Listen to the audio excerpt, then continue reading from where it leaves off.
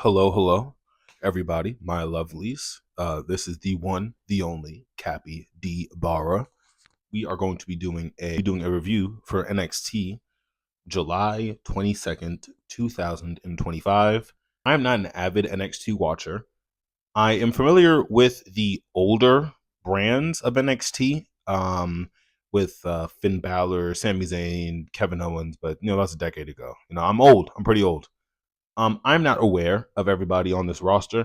And unfortunately, WWE's marketing team or their advertising team on YouTube does not offer actual names for these groups. We're going to run through these matches in the sequence that they were displayed on the YouTube highlights. Because again, that is the effort that WWE puts into these programs. We were going to be giving it right back. First off, we had an 8-man tag match between the Cullings and the Not Cullings. Couldn't tell you who these people are. Somebody apparently named Tatum Paxley. She is a star. She is a star in the making. They need to be working with the likes of Jordan Grace. They need to be working with the likes of Stephanie Valkyrie. I'm not sure. I'm not sure what's going on here. Sol Ruka is also in this match, I believe. She is extremely underrated. Needs to be used a lot more. Because she's amazing. And the women in this industry, from Naomi to even Tatum Paxley, is carrying these shows. And I think it's more evidence that Evolution needs to be a yearly pay-per-view. For it to not be is it's a missed opportunity. Essentially, this match ended with a Dark State interference. I think that's her name. The Dark State. It was originally 5 guys. Now it's 4 because one of them got fired or something.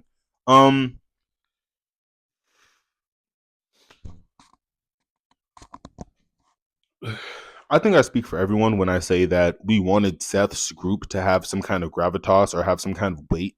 It's clear that they missed the opportunity with this Dark State and Seth thing. These are just two independent factions, one without a leader, no name, one with a name and no drive and no purpose, no direction. Realistically, they can't even go after a kind of assortment of belts, being that they would have to put under some of their bigger talents, and they're just simply not going to do that for the Dark State. Don't really know what the mission is here with the Dark State. Also, speak on the Lash Legend slash Jada Parker promo.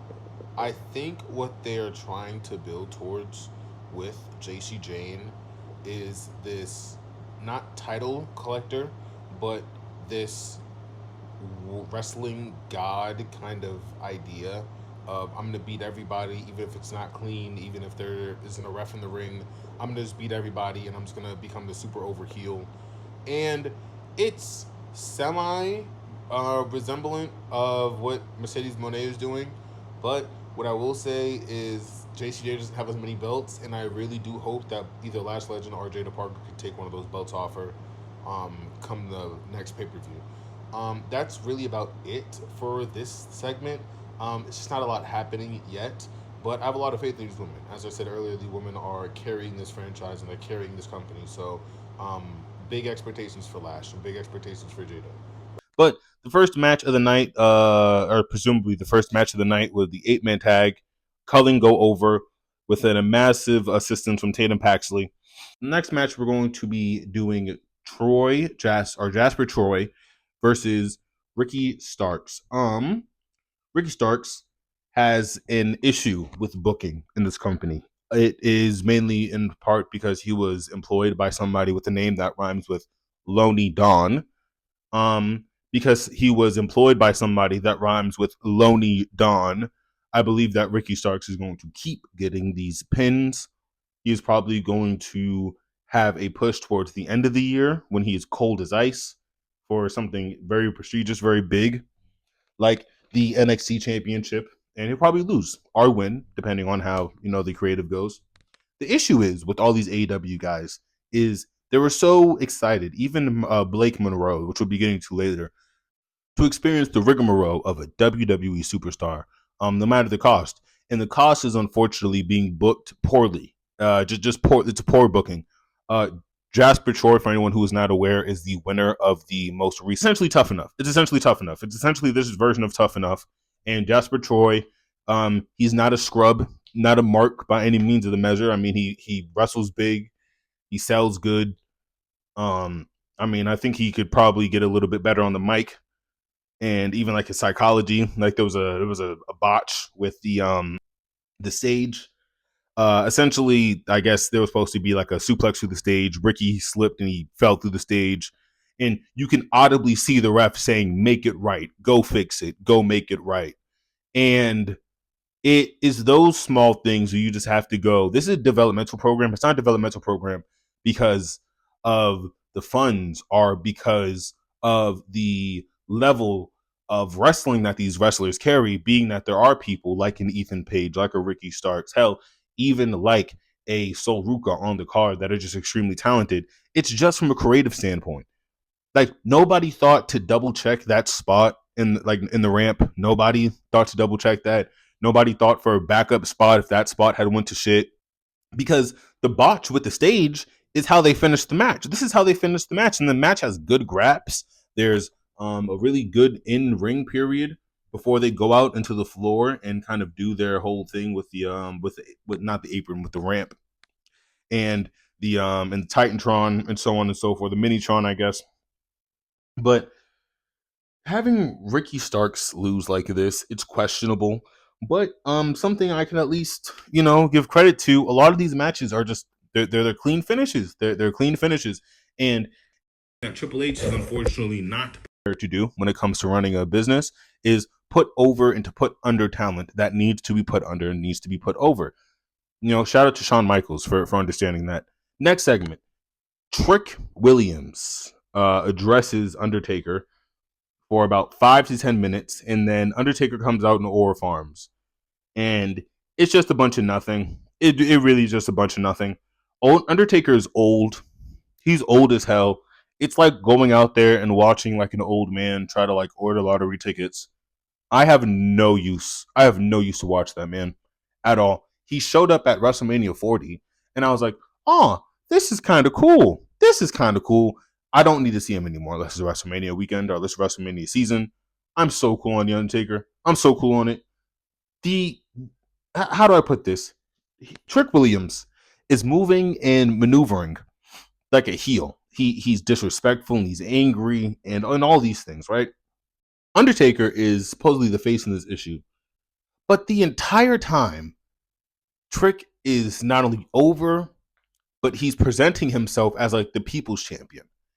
And to be the people's champion and to be a heel is not an insane concept, but for it to be done so poorly, that's why I think the real issue is. Trick is the TNA champion, and he hasn't taken a pin from a TNA superstar maybe in his entire lifetime. It's an entire lifetime. I don't think he's even looked up at the lights while somebody else is eating a pin from a TNA superstar. I guess what the crux of what I'm trying to get to here is there is this overwhelming glaze for Trick Williams when it comes to this TNA run, and a lot of people are excited for a invasion type of story run. But I need people to understand, for that to happen, there has to be a proper booking. And unfortunately, the only person that seems to know what the fuck they're doing when it comes to booking in this company is Jonathan Dorothy Michaels. That's it. That's it. That's the only motherfucker who seems to know what they're doing here. He got a choke slam from Taker, and it looked awful. It looked like Taker was literally looking down at him like, "Kid, have you been to selling school? Like, kid, who let you graduate like that?" Like, man, I don't know what the fuck they're doing. I couldn't imagine why Taker's even out there. I don't know why Trick had to eat a choke slam. I don't know why he sold it like that. It looked very Shawn Michaels Hogan-esque. Next match, we're going to be looking at Blake Monroe versus Ashley Sinclair. I think that's her name, Ashley Sinclair or something Sinclair. Or no, Win. It's Ren. Ren Sinclair. Ren Sinclair is arguably probably one of the best wrestlers in NXT right now. Very good fucking performer. Amazing performer. Very talented, very talented superstar. The issue with this match is the identity of Blake Monroe. Blake Monroe is essentially a ripoff of is essentially a ripoff of Tony Storm and that entire AEW run that they had. And the issue that we're going to be getting to later when it comes to competition in this when it comes to competition in this industry is there has to be ingenuity. There has to be ingenuity and there has to be creativity. There has to be a constant moving cycle of thought. And I'm sorry, but for whoever thought up of this Blake Monroe, Marilyn Monroe, 1920s flapper girl kind of idea for Blake Monroe, it is a exact copy and paste of Toni Storm. I don't want to say that. I don't want to get into the weed of tribalism, but look at what we're dealing with here. I'm gonna befriend somebody just to backdoor them. And then Blake Monroe, she started using like quote unquote, because in kayfabe terms, I guess this guy's dead, but she's using Dean Ambrose's finisher, which is obviously it's not Dean Ambrose's fucking finisher. Like I don't think that Hogan invented the leg drop, but even to this day, Mox still kind of uses an iteration of that. So it's like, is it like MJF with the Crossroads thing? And then she ended up doing it to Jordynne Grace after Jordynne Grace kind of got the jump on her after Blake Monroe beat Sinclair, which, you know, Blake Monroe going over, Mariah May, like she deserves to go over. But I can say that for Ricky Starks. I could say that Ethan Page. We'll get to Ethan Page in our next segment. Ethan Page is going to be going up against Santino Marella in the year 2025 for the NXT North American Championship. The championship that was also changed to look like the Canadian flag, which is just like more stuff, just more stuff that's happening. I think Ethan Page and unfortunately all of the AEW stars, even from Penta and Ray Phoenix, who are on the quote unquote main card, they're not treated like the superstars that they are strictly because they are ex AEW talent. And for that exact reason, I think Ethan Page will be losing this match. I'm just going to call it now. I think the believability of him and Santino Marella putting on a good match is almost zero. And I think it would be in our best interest to just expect the absolute most questionable booking when it comes to these previous stars of rivalry programs when it comes to this company. Even though it is somebody like Shawn Michaels in that creative chair who I trust with my life. With my life, I trust I trust Shawn Michaels in that creative chair. Unfortunately, though, the guy standing above Shawn Michaels, I don't think he has a creative bone in his body. And it is going to be a lot to tell them to get over half these AEW guys. And for that exact reason, I think Jordynne Grace had the next PLE, even though it's a pay-per-view. I've been debating if I'm going to do that. I should call it pay-per-views just to keep you guys unconfused because they're fucking pay-per-views. No such thing as a PLE. That's just, it's nonsense, right? The next pay-per-view, I staunchly believe that Jordynne Grace is going to go over clean after Mariah May tries to cheat. We're going to be getting to AEW later with our final segment. This match is going to be a triple threat between Obi Femi. I don't want to butcher this guy's name, but he is I'm assuming he's a Japanese gentleman from TNA, and Josh Briggs. This match was a bit of a banger. A bit of a banger. It was pretty cool. Pretty cool. All three of these guys know how to wrestle. All three of these guys have amazing in-ring psychology. Say what you want about triple threats or fatal four ways, but I think just the multiplication of the graps is always a positive for me, especially when they're executed properly. When the crowd responds properly. There's not a lot of wrong Obafemi could do. Obafemi is probably one of the more over stars in the company right now, and for a good reason. Him, such as, you know, Carmelo Hayes and such as Trick Williams, you know, no relation between any of those people at all, but there is this kind of charisma that they just exude on the mic, and, you know, luckily they could take a couple of bumps to back it up. It's just a solid pairing. Obafemi wins this match, obviously, but it's not a bad match at all. If you have the time of day to check it out, I suppose I highly suggest you do. And also, such with the Mariah May and the Jasper Troy matches, there is a clean winner. There is a clean, defined, no DQ winner in this match, and I couldn't be happier about that. And at the end of the program, we see Undertaker, you know, unasked for again, just walking into the frame, tell Javon Evans to keep his head up and go out for the big dog in Obi Femi. Meaning that eventually, somewhere down the line at our next pay-per-view event, we're probably going to get Obi Femi versus Javon. We're probably going to get Obi Femi versus Javon Evans, and that should be fire. That should be fire as fuck because, you know, Javon, he fire as fuck. And essentially, this NXT ends with Javon Evans kind of just like looking off into the distance, hoping to get a W. This was a very okay episode of NXT. The only issue with these slotted matches are the predictable finishes. Everything has a determinable end. I knew from the second Jasper Troy was getting in the ring with Ricky Starks that Jasper was probably going to be over, being that he is the winner of Tough Enough. And they just want to make that show, and they want to make the competitors on that show and everything with that look strong. They don't want to bury anybody with that.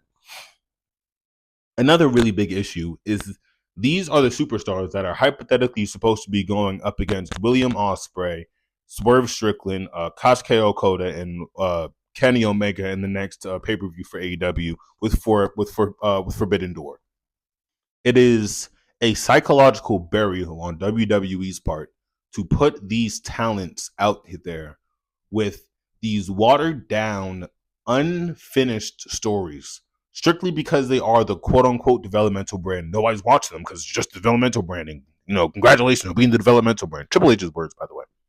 When you use that and you try to amp it up on the main, like on the world stage, it fails. It fails because everyone can appreciate Trick Williams in ring work, but everyone probably isn't going to grasp his mic work. Same thing with Ethan Page. Same thing with Jordan Grace. These are stars in which there has to be some cultivation of what they are here for. And they can't just be here for good wrestling, because everyone's here for good wrestling. You know, there's shout out BC Amplified. He has an amazing fucking joke. He's like, if I want good wrestling, I could just go to my bingo hall at like 8 p.m., you know, on a normal Sunday. Like, I can get good wrestling anywhere. Where can I get a story? Where can I get beats? Where can I get pops? Where can I get things making sense as to where the story flows and it can go into the next story seamlessly? I can't get that anymore with WWE. I do not want to take anything away from these talents, though, because I think if they were wrestling in some backyard mud festival, I would watch. I'd pay the $6 entry fee to watch Obi Femi wrestle some nobody in backyard wrestling in like Southern Africa. There is a multitude of pluses about these performers and a multitude of pluses about NXT just as a roster. But it really just boils down to creative. And the creative, as of now, as of with Raw, and unfortunately with SmackDown and even some of these pay-per-views, it's just poor. Nobody knows where JC Jane is going. Nobody knows where Ethan Page is going. Nobody knows where Ricky Starks is going. All we know is that they have to go somewhere. Overall, this episode wasn't that bad. It needs a lot more direction. And unfortunately, that is something that I feel like WWE struggles with, is direction. If you are enjoying yourself with these reviews and these rants and these talk sessions, please hit the subscribe button. Also, bang that like button if you do so choose to be fancy. I will see all you in the next installment, and keep being you and keep being beautiful. Peace.